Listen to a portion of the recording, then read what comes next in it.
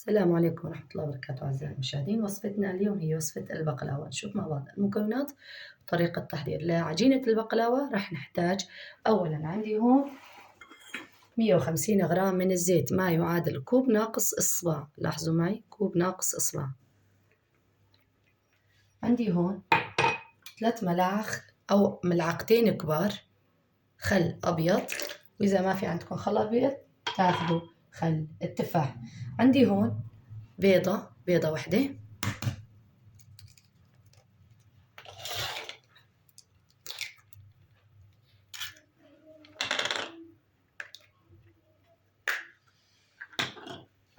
عندي هون ملعقة كبيرة من الخميرة الحلويات. خميرة الحلويات هي البيكنج باودر. نخلط هالمكونات مع بعض. هلا البيكنج باودر رح يتفاعل مع الخل، لاحظوا بلش تصير فقاعات.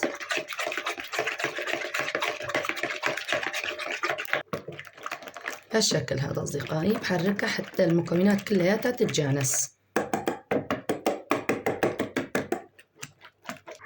عندي رشة الملح ضرورية بالوصفة، رشة كتير خفيفة يا دوب هيك بين السبابة والإبهام. هلا بنضيف عندي هون كوب من المي عادي من الحنفية. عندي هون تلت، يعني صار مقدار المي كوب وتلت. حرك هالمكونات بشكل كويس. بعدين بنضيف طحين. أهم شيء الطحين يكون خاص بالحلويات، يعني بالعجينة البقلاوة. إذا ما كان خاص بالحلويات ومكتوب على الكيس عجينة البقلاوة كمان، ما رح يزبط معكم الوصفة. ضروري تاخدوا بعين الاعتبار، العجينة ضروري بدها طحين خاص بالحلويات. هلا بنضيف طحين بالتدريج أصدقائي، الطحين بالتدريج حتى نحصل على عجينة تكون قاسية نوعا ما تكون طرية. إذا تكون طرية أصدقائي العجين رح ياخد نشا أثناء الفرد، رح ياخد نشا كتير ويطلع فيها طعم النشا، ورح يتكسر معكم أثناء الفرد وما يصير أبدا عجينة أو وصفة، يعني وصفة ما ظابطة رح تكون. أهم شيء تاخدوا العجين يكون قاسي نوعا ما مثل عجين خبز الصاج. هلا رح نشوف مع بعض القوام. الطحين هاد بتاخدوها من الماركت أصدقائي، في إلى عدة أسامي أو تسميات، يعني كتير ماركات فيه، تاخدوا أحسن نوعية. هلأ نضيف كمان بالتدريج. شوفكم بالمرحلة الجاية رح أعجنه وارجع لكم. هون حصلت على العجينة هاي، لازم القوام يكون بهذا الشكل. لاحظوا معي ما يلتصق الإيد. هون طبق رشيت عليها شوية نشا. بالنسبة للعجين رح قسمها على كذا كرات.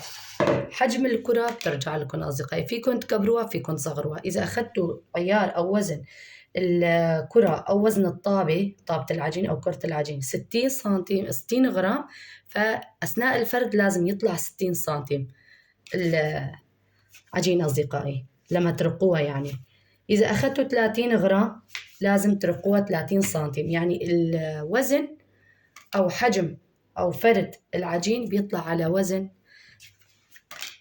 العجين أصدقائي. رح قطعها كرات وارجع لكم. هلا بغطيها وبتركها ساعة لترتاح أصدقائي. نغطيها بشكل كتير كويس حتى ما ياخد هواء وما ينشف. بالطريقة هون أصدقائي بدي أرش طحين. عندي هون قطعة من أو كرة من العجين، بحط عليها نشا، حاول هيك ردها شوي. العجين لسه بدها ترتاح شوي صغيرة. لاحظوا بلش العجين لما يجي على بعض معناتها بدها رياحة. هلا هيك تمام. أعطيها رشة خفيفة من النشا هالشكل هذا، بحطها على الطرف. نفس الشي بعمل كرة تانية وبحطهم على بعض حتى يرتاحوا. شوفكم بالمرحلة الجاية.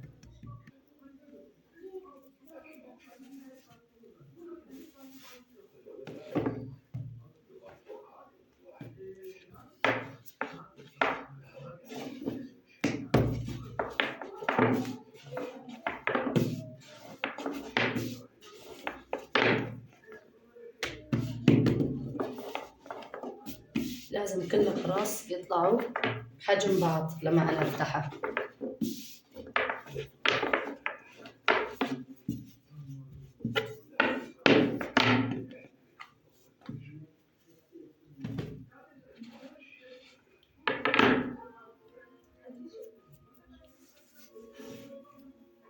فتح العجين كتير سهل. بالنسبة لفتح العجين كتير سهل أصدقائي. بناخذ كل من العجين ونبلش نفتحها، كتير سهلة هي بالشكل هاد.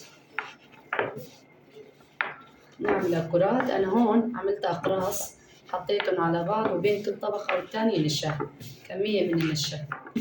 الأقراص يكونوا كلياتها بحجم بعض أصدقائي، ما في أسهل منها بالشكل هذا. لاحظوا معي هون بحط طبقة من النشا، طبقة كتير خفيفة، بنحط نغطيها بالكيس أصدقائي شي تقريبا ربع ساعة حتى يرتاحوا. شوفوا المرحلة الجاية.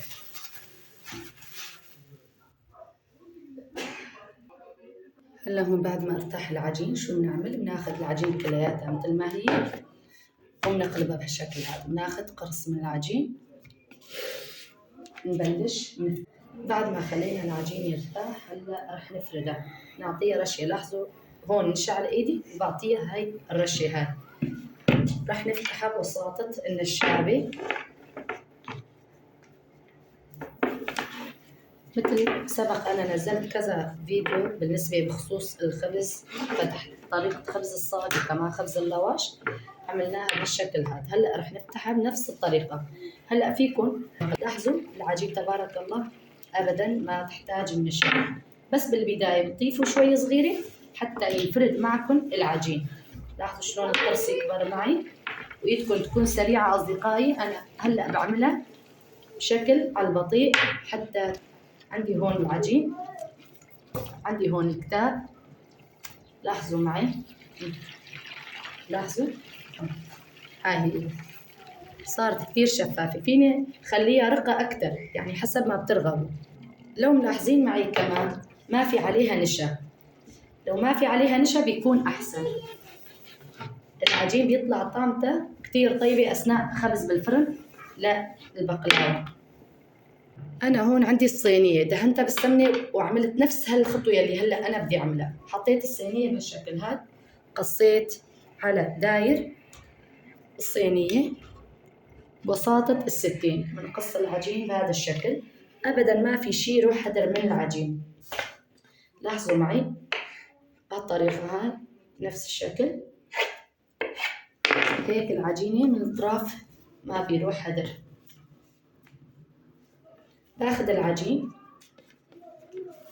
هدول القصاصات عندي هون، باخذها بحطها بالصينية بوزعها بشكل كويس بالتساوي.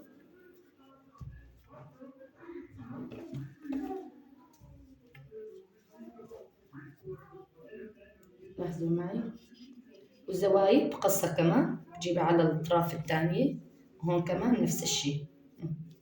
لاحظوا غطت الصينية بشكل كويس. لاحظوا أصدقائي. هلا هالعجينة هاي باخذها هيك،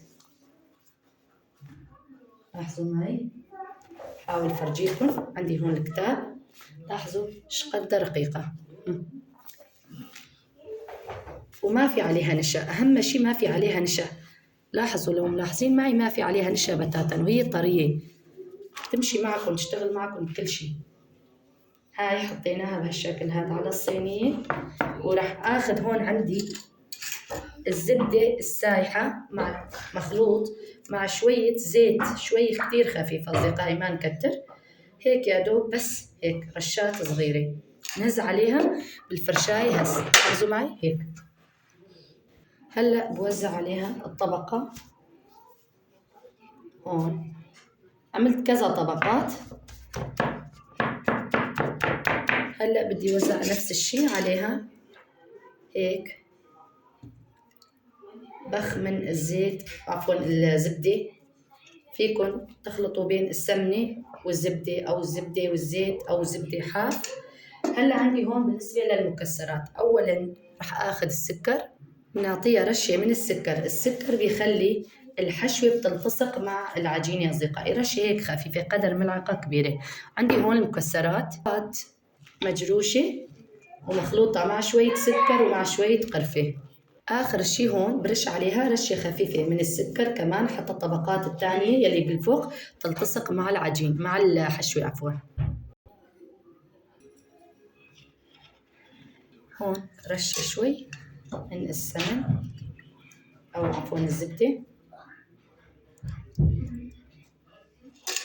نحط عليها القصاصات ومنواصل الشغل حتى نخلص كل العجين أصدقائي.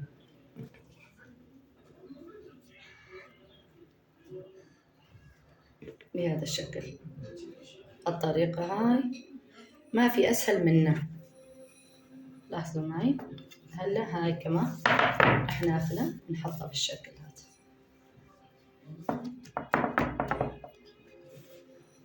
هاي بعطيها هيك رشة خفيفة من الزبدة. هلا هون حطيت 4 طبقات وبعدين بدي قطع حوالين. أنا فتحت 4 طبقات مع بعض مثل ما خبرتكم بالبداية. أنا فتحت طبقة طبقة للمبتدئين يلي ما بيعرفوا. هون قصيت على داير الصينية شوي أوسع حتى لما أسوي الحراف بحرف السكين بدخلها لجوا.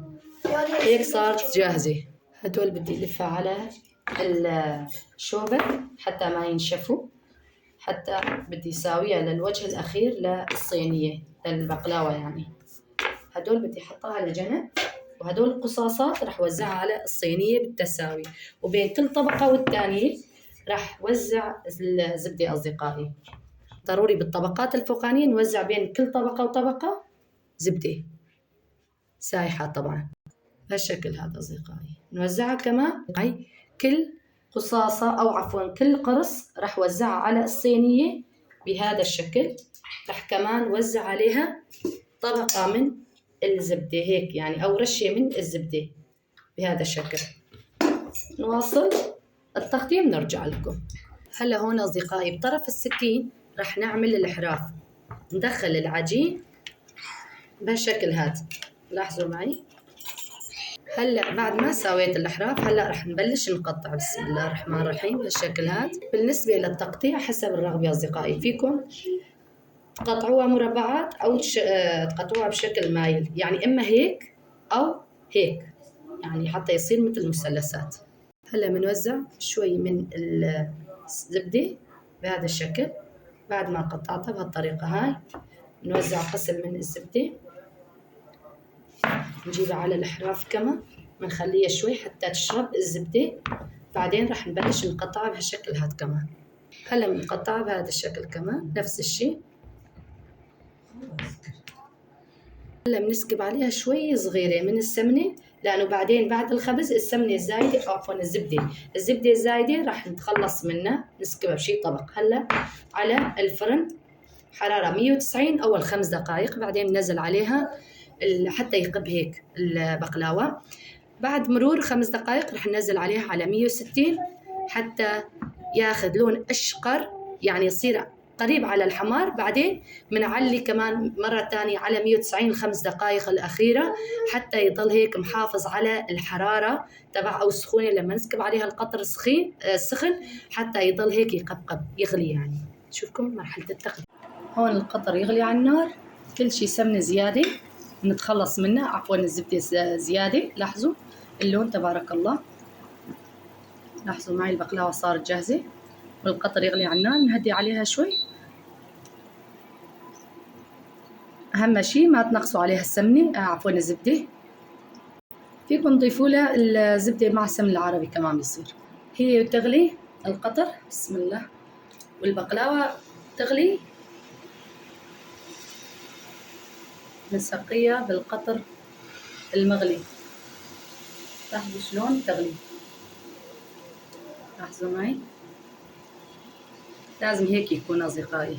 الوصفة هاي بدها قطر يكون يغلي هالشكل هذا. شوفكم مرحلة التقديم أصدقائي. نستنى عليها لتبرد تماما بعدين بنقدمها. أحلى صينية بقلاوة جربوها بإذن الله رح تعجبكم. هيك بنكون جينا لختام حلقتنا اليوم. على أمل لقاء فيديو جديد بأمان الله حبايبي.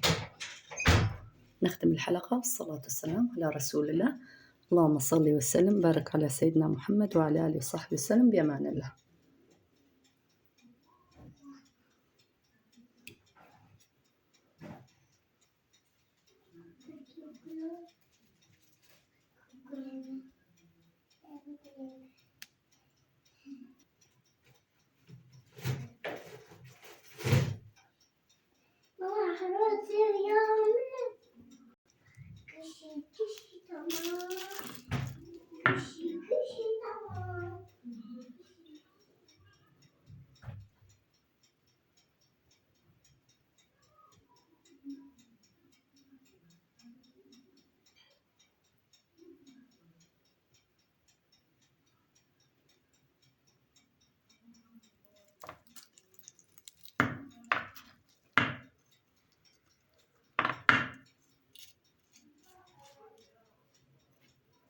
لاحظوا للتوريق، تبارك الله. أمان الله.